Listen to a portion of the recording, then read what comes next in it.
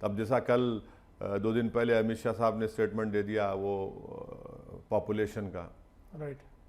कैसा ऐसा बोल रहे हैं, कितना गलत बोल रहे हैं, झूठ पे झूठ बोले जा रहे हैं भाई। 1951 से कब से 50 जो भी पहले सेंसस से लेकर अब तक 2011 के सेंसस 4.4% का इजाफा हुआ मुस्लिम पॉपुलेशन में।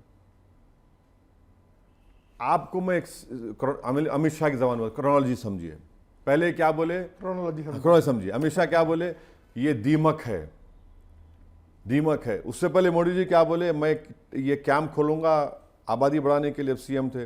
फिर मोहन भागवत बोले कि पॉपुलेशन बहुत बढ़ रहा है एक समुदाय का।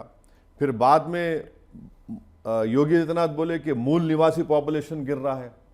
हाँ, अब क्या बोल रहे हैं, 3 बच्चे पैदा करो आप। मोहन भागवत खुद कह रहे हैं, पहले तो बोले मुसलमान आगे बढ़ रहा है।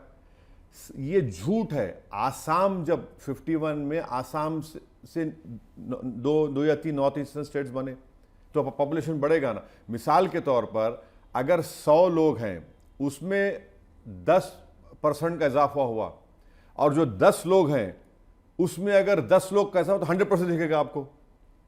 इतनी वीक है मैथमेटिक्स में अमित शाह, तो मुझे नहीं मालूम।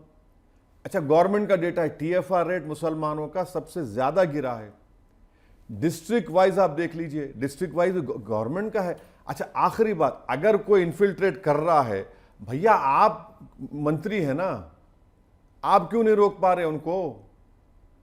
ये तो आपके ऊपर सवाल उठेगा, आप क्या कर रहे हैं।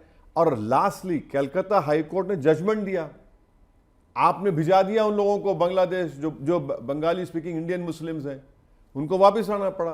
तो अगर आप हर बंगाली स्पीकिंग इंडियन मुस्लिम को बोलेंगे बांग्लादेशी, तो गलत है, बिल्कुल बहुत गलत है।